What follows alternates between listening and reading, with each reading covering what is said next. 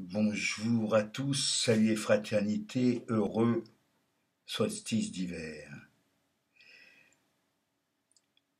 Je crois que c'est Sartre qui a dit que le premier devoir d'un révolutionnaire, c'était de se cultiver. Je crois que c'est essentiel, en tout cas d'apprendre, de ne jamais cesser d'apprendre. Il y a trop d'approximations, de confusion, de choses dites un peu n'importe comment. On a dit que, j'ai entendu quoi, enfin voilà. J'ai vu une émission sur, euh, etc., etc., sans que cela apporte vraisemblablement beaucoup de choses au schmilblick, et que ça ne... Le savoir, ça doit bouleverser. Le savoir, la connaissance, ça doit bouleverser, ça doit changer quelque chose. Ça doit transformer ton cerveau d'une part, ça le fait presque naturellement. Même les conneries transforment le cerveau. Mais c'est important de continuer indéfiniment, même si ça a l'air de servir à rien, à apprendre des choses. Et surtout à mettre des choses en relation entre elles, de façon à voir les liens, à voir ce qui se passe, à voir la complexité du monde, en essayant de démêler. C'est un petit peu, comment dire,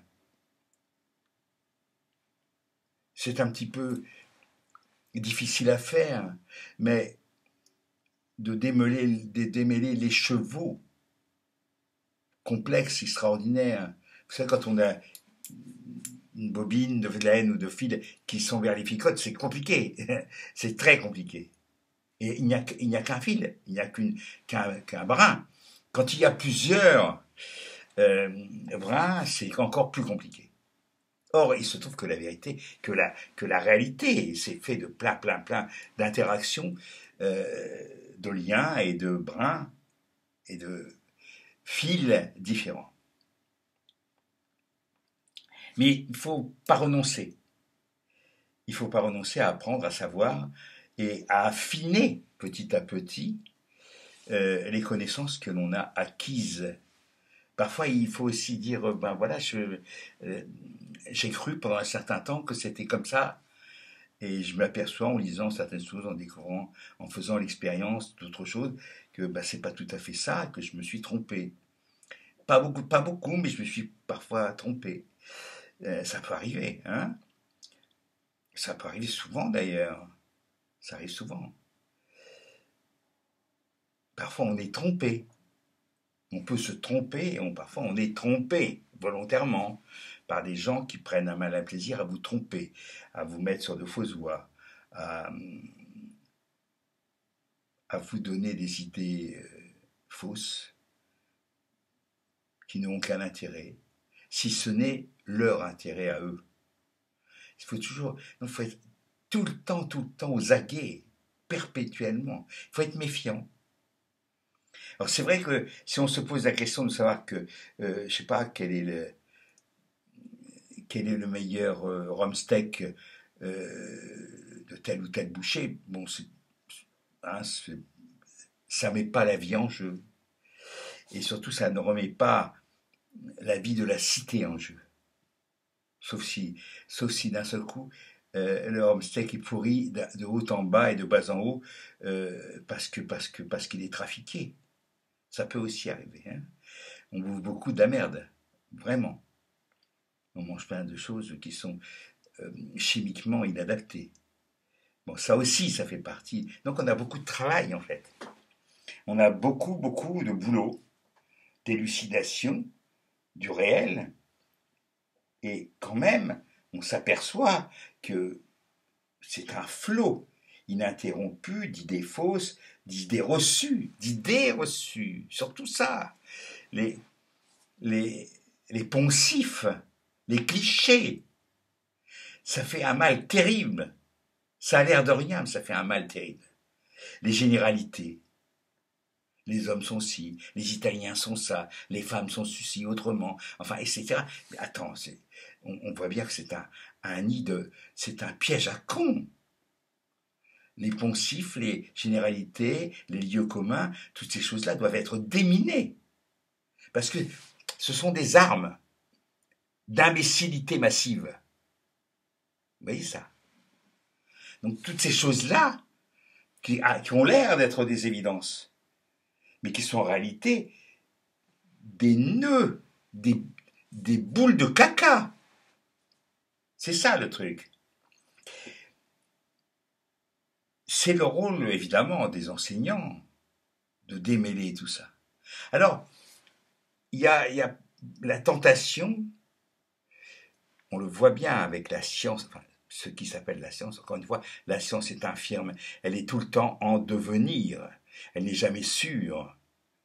La vraie science, elle n'est jamais sûre. On remet en question perpétuellement. Il y a des choses qu'on découvre très bien, mais au fur et à mesure, on découvre qu'il y a une masse d'ignorance encore plus grande lorsqu'on a avancé. C'est comme l'horizon, hein. Il n'y a jamais de fin. Lorsqu'il y a une fin, c'est terrible. C'est que ça y est, c'est foutu. Et que d'un seul coup, là, on rentre dans les idées toutes faites, dans les poncifs, etc. Il faut bien savoir que donc le savoir est infirme en permanence. C'est pas grave. Le but, c'est d'arriver à l'éclairer, quoi, à faire en sorte qu'il le soit moins. Et alors, il y a cette question grave que pose, en fait, qu'a posé Edgar Morin toute sa vie. Est-ce que c'est mieux de connaître tout sur un petit sujet? La spécialisation. La spécialisation. Ça, parfois, c'est une plaie. J'ai beaucoup de respect pour M. Tomatis, qui est un spécialiste de l'oreille. Mais ce monsieur est parti, à partir d'un certain moment, il est parti dans une sorte de délire où tout passe par l'oreille. Tout, tout, tout. Il fait tout passer par le filtre de sa spécialisation. Ce qui, à mon avis, est une erreur. Et l'autre biais, si on veut, l'autre problème, c'est le problème des encyclopédistes, je vais dire au sens où essayer de tout savoir ou de savoir un petit peu dans plein de domaines. C'est ce que j'essaie de faire, mais je sais qu'il y a quand même, là, il y a un petit défaut, quoi. Quand on essaie de savoir le maximum de choses dans plein de domaines, forcément, il y a des domaines qui échappent, il y a des choses, on est dans une... Alors, c'est intéressant parce que ça permet au moins de mettre en relation des choses différentes, des savoirs différents, des connaissances différentes, des disciplines différentes. Et ça permet, et ça, c'est parfois, euh, ça peut être fécond. Ça peut donner lieu à de nouvelles choses. Je ne sais pas si c'est vrai, mais il y a un mathématicien, il y a longtemps, je sais pas, un savant, je dirais dire un savon, qui a une idée dans la tête et il n'a rien pour noter. Il n'a pas de crayon, il n'a rien. Et il veut emporter ça.